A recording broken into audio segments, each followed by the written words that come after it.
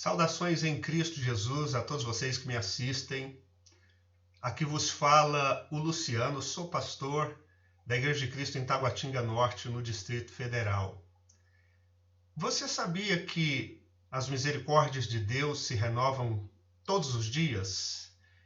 E que essas misericórdias se fazem disponíveis àqueles que buscam a Deus? Pois é, uma das formas pela qual essa misericórdia de Deus se renova é por meio da sua palavra. Porque todos os dias a palavra de Deus tem o potencial de abençoar as nossas vidas. E no dia de hoje eu queria compartilhar uma porção dessa palavra contigo, esperando que você seja abençoado por meio da palavra de Deus. O Evangelho de João, no capítulo 3, nos conta a história de um homem chamado Nicodemos. E a partir do versículo 1, a Bíblia nos fala que Nicodemos era um fariseu e ele era um dos principais dos judeus. Ou seja, era um homem que gozava de uma posição político-religiosa. Esse era Nicodemos. E a Bíblia nos diz que ele se encontra com Jesus. E esse encontro de Nicodemos com Jesus nos traz algumas lições extremamente importantes e abençoadoras. O texto bíblico nos fala que na ocasião em que Nicodemos se encontra com Jesus, ele vai de noite. Ele vai de noite. Certamente para evitar que fosse visto. Porque os fariseus se opunham a Jesus. Então, não ficaria bem, naquele momento em que Nicodemos apenas, talvez, quisesse tirar algumas dúvidas, não ficaria bem que ele fosse visto. Ele poderia sofrer algum tipo de retaliação. Na verdade, este homem estava sendo atraído por Jesus. Talvez não se dava conta, neste momento, deste fato. Mas ele vai ter com Jesus de noite e ele se refere a Jesus de uma forma que me chama a atenção. E daqui eu extraio o primeiro ensino que eu quero compartilhar contigo. O versículo 2 diz assim, foi ter com Jesus e lhe disse, Nicodemos, Rabi, sabemos que és mestre vindo da parte de Deus, porque ninguém pode fazer estes sinais que tu fazes, se Deus não estiver com ele. Então vejam, Nicodemos se aproxima de Jesus de uma forma respeitosa, certo? Ele reconhece Jesus como um rabi, como um mestre, como uma pessoa que tinha autoridade, algum tipo de autoridade. Nicodemos reconhece haver em Jesus. E a nossa primeira lição vem exatamente daqui. Eu queria te dizer, meu amigo, minha amiga, meu irmão, minha irmã, que a mera simpatia por Jesus é insuficiente. E eu digo isso porque, pela resposta que Jesus proporciona, oferece a Nicodemos. Quando Nicodemos fala, Rabi, sabemos que tu és mestre, tá? Porque ninguém pode fazer esses sinais se Deus não estiver com ele. Jesus responde para Nicodemos da seguinte forma, se alguém não nascer de novo, não pode ver o reino dos céus. Ou seja, Nicodemos foi gentil, foi educado, e Jesus falou para ele, Nicodemos, você precisa mais do que isso. A sua mera simpatia não te é suficiente.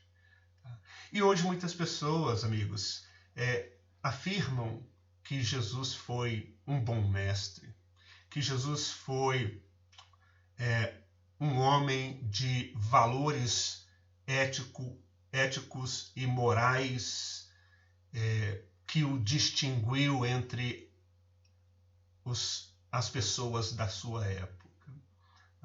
Algumas pessoas dizem que Jesus é um cara legal, certo? E todas essas afirmações podem ter alguma verdade, mas elas não contêm toda a verdade. E a principal verdade, muitas vezes, acaba ficando de fora. Muitas vezes, quando alguém identifica Jesus dessa forma, e está deixando de fora, às vezes de maneira intencional, o fato de que Jesus ele é mais do que isso. Ele é Senhor, ele é Deus. Ele não é só um cara legal. Ele não é só uma pessoa que revolucionou a sua época. Ele não é só um bom mestre.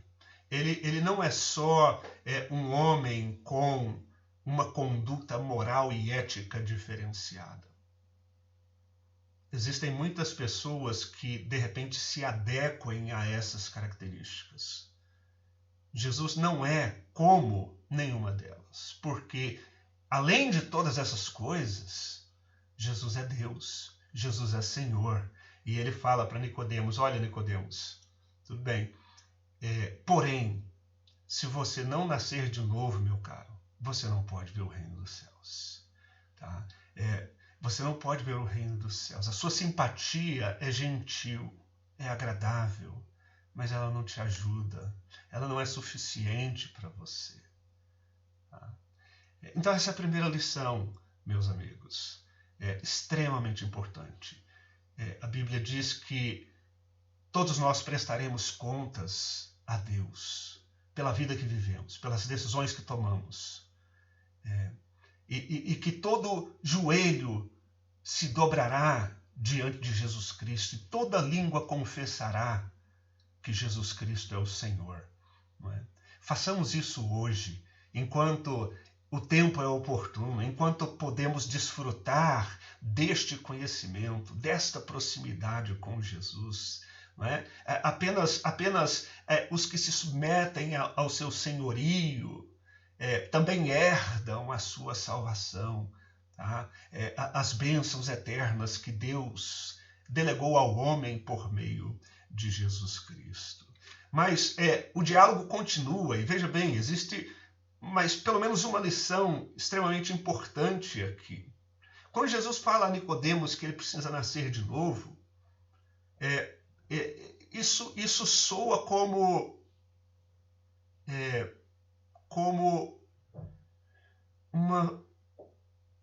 uma verdade nova aos ouvidos de Nicodemos, como um fato novo, como algo a que ele desconhecia. Veja bem, versículo 4 diz assim: perguntou Nicodemos: como pode um homem nascer sendo velho? Pode porventura voltar ao ventre materno e nascer segunda vez? Jesus responde,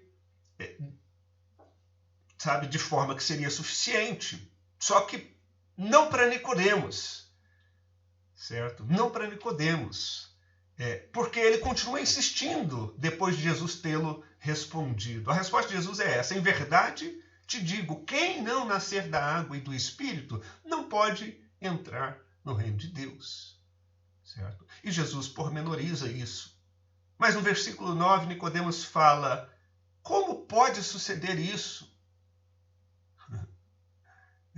E aí, a resposta que ele obtém de Jesus é o seguinte: tu és mestre em Israel e não compreendes estas coisas?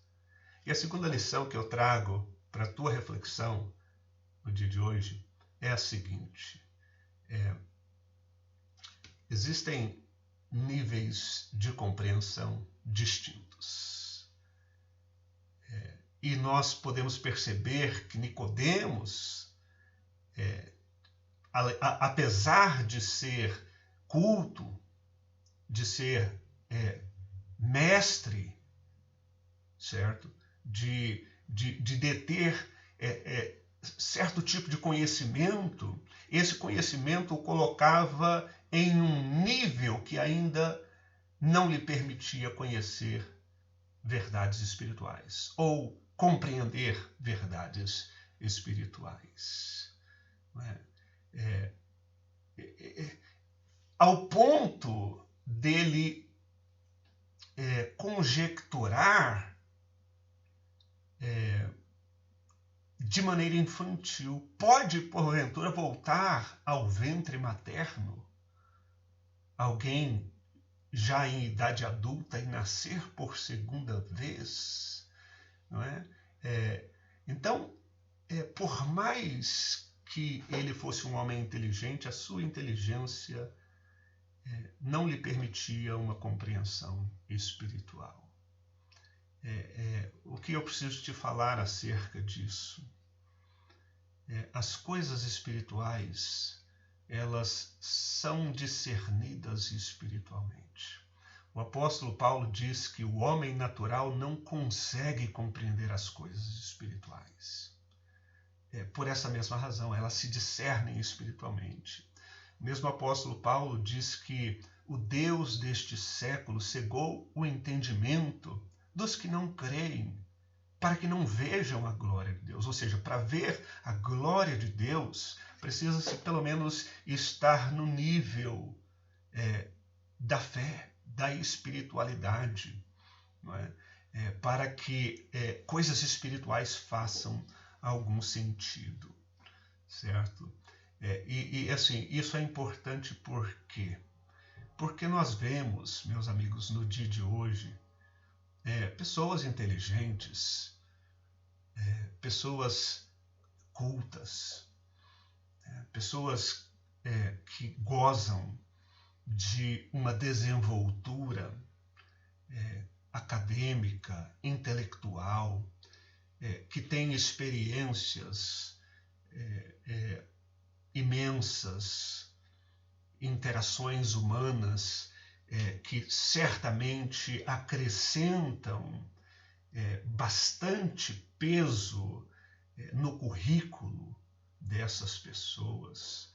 E são elementos importantes, mas eles só nos permitem compreender até certo ponto.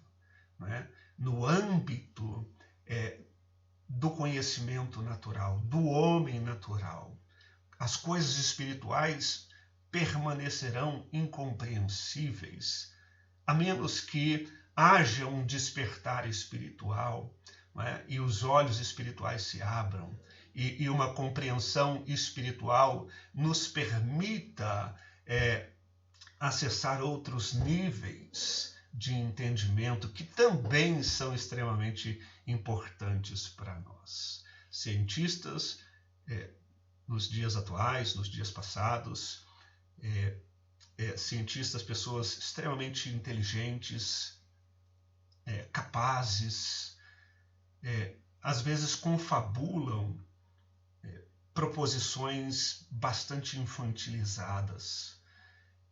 Isso porque eles não conseguem compreender as coisas que se encontram em um nível de espiritualidade que fogem do âmbito da compreensão humana, como, por exemplo, a existência desse universo, né? A existência de todas as coisas. Né? Pessoas extremamente inteligentes afirmam muitas vezes que as coisas existem por acaso, é impossível. Um universo com tamanha complexidade, o acaso não produz perfeição a este nível. Não é? Um universo que é visivelmente produto de um artista habilidoso, sobrenatural, todo-poderoso. É uma obra de arte. Né? A forma que o universo existe com toda a sua complexidade, detalhes, estações do ano, distâncias interplanetárias, o próprio organismo humano, a complexidade do organismo humano, o funcionamento do organismo humano, não é? Tantas coisas que são tão detalhadas, são tão perfeitas, funcionam tão bem, de forma tão síncrona, tão harmônica, essa harmonia toda do universo, da criação, não pode ser fruto do acaso. Isso chega a ser absurdo, isso chega a ser infantil. Uma explosão não produz um universo equilibrado, com tudo o que ele comporta em si, com toda a sua complexidade. Você não pode imaginar, por exemplo, que mesmo tendo todas as peças de um avião reunidas em um só local, a explosão de um artefato poderia, de alguma forma, resultar nessas peças se juntando, cada qual no seu devido lugar, para que aquele avião deixasse de ser peças espalhadas e se tornasse uma aeronave apta a voar. Meus amigos, meus irmãos, essa compreensão espiritual, ela é acessível por meio da palavra de Deus, por meio do Espírito Santo de Deus, que foi dado para que nós possamos compreender as questões espirituais e possamos, dessa forma, sermos guiados a uma verdade superior, a verdade de Deus, a verdade que nos salva, a verdade que nos faz reconciliados com Deus. Então, a experiência de Nicodemos tem certamente muito a nos ensinar.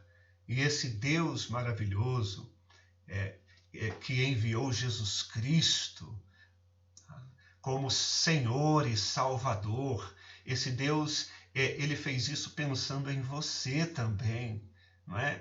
O versículo 16 vai dizer o seguinte: porque Deus amou o mundo de tal maneira que deu o seu único Filho, para que todo o que nele crê não pereça, mas tenha a vida eterna.